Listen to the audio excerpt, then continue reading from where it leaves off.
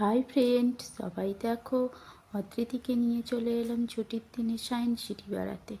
তারপরে দেখো এখানে পৌঁছেই দাদাভাইয়ের কোলে উঠে পড়েছে এবং সাথে আছে মাসিমণি। এবার সব কিছু ঘুরে ঘুরে দেখছে। তারপরে বায়না করেছে যে আমিও রোবয়ে চড়বো। তো আমরাও দেরি না করে রোবয়ে করে চলে গেলাম মেন গেটে। রোবয়ের মধ্য দিয়ে সব কিছু দেখছে এবং খুব আনন্দ করছে।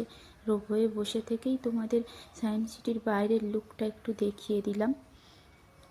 তারপরে দেখো বায়না করতে শুরু করেছে আমিও দোলনা করব অন্যদের দেখা দেখি। তো ও দোলনা একটু করে নিল। দোলনা করার পরে চারিপাশটা আমরা একটু ঘুরে ঘুরে দেখছিলাম। ওর দোলনার ওপরে দিয়ে দেখছিল রোবয়েটা কেমনভাবে যাচ্ছে। তারপর এত বড় জায়গাটা দেখে খুব দৌড়াদৌড়ি করছে, ধরে রাখতে পারছি না। তারপরে এই পাখিটার সামনে এসে বসে পড়লো, দাঁড়িয়ে পড়লো।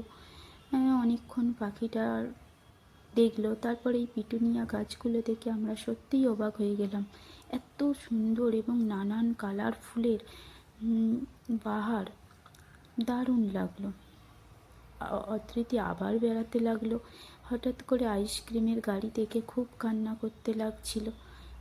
কিন্তু জানোই তো ওয়েদার খারাপ, আইসক্রিমটা দিলাম না। তারপর ঢুকে গেলাম সায়েন্স সিটির ভেতরে। তারপরে এইরকম সায়েন্সের সব জিনিসপত্র দেখতে লাগলো। যদিও অদ্রিতি এগুলো বুঝতে পারলো না, কিন্তু দাদাভাই যা দেখাচ্ছে সেগুলোই দেখছে এবং খুব মজা করছে, জানার চেষ্টা করছে, নিজেও করার চেষ্টা করছে। দেখো এটা একটা ভাসমান বল, তো বাতাসের মধ্যে ভাসছে। এইভাবেই অদ্রিতিকে একটু জাস্ট আনন্দ দেওয়ার চেষ্টা করলাম এবং ওকেও একটু সায়েন্সের জিনিসগুলো বোঝানোর চেষ্টা করছিলাম। সাথে আমরাও দেখছিলাম। যদিও এর আগে অনেকবারই সায়েন্স সিটি আসা হয়েছে, কিন্তু অদ্রিতির এই প্রথমবার। এইখানে দেখো টর্নেডো ঝড় কেমনভাবে আসে সেটা দেখানো হচ্ছে। তো অদ্রিতি পারছে না আর আমাদের করতেও দিচ্ছে না, নিজে একাই করার চেষ্টা করছে।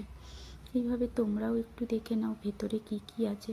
সব কিছু তো আর ক্যামেরা বন্দি করতে পারলাম না, সব জায়গায় ক্যামেরাটাও অ্যালাউ ছিল না, কারণ এখানে সব কিছুই তো ইলেকট্রিকের মাধ্যমে করা, সেই জন্য সব জায়গায় ক্যামেরা অ্যালাউ করছিল না।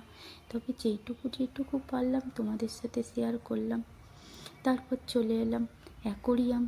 এখানে যে বিভিন্ন প্রজাতির মাছগুলো দেখে অদ্রিতি কোনোটাই ভয় পাচ্ছে, কোনোটাই আনন্দ করছে। আবারও বলছে যে মাছগুলো আমার সঙ্গে দেখো মাম্মাম কথা বলছে। এইভাবে ওকে একটু আনন্দ দিলাম আর কি। তারপর চলে এলাম ওয়াটার ফলস দেখতে। ওয়াটার শোটা দেখে এবং ওখানকার মনোমুগ্ধকর গানগুলো শুনলে সত্যিই মন প্রাণ জুড়িয়ে যাবে। বাড়ির থেকে যদিও সায়েন্স সিটিটা বেশি দূর না, তাও ঘুরে দেখার টাইম হলো না, কারণ সন্ধে হয়ে যাচ্ছে। জানোই তো অতিথিকে নিয়ে বাড়ি ফিরতে হবে, তাই আর দেরি করলাম না। তারপর দেখো কিন্তু বাড়ি আসতেই চাইছে না, একটার পর একটা জিনিস দেখছে। তারপর আবার সেই পিটুনিয়া ফুলগুলো দেখলাম এবং এখানে পিটুনিয়ার সঙ্গেও আছে ডালিয়া, আরও নানান রকমের ফুল। তার উপরে রোবয়ে দেখলাম। সব কিছু মিলিয়ে বেশ ভালোই লাগছিল। আবার অদ্রিতি চলে এলো ওয়াটার শো দেখতে।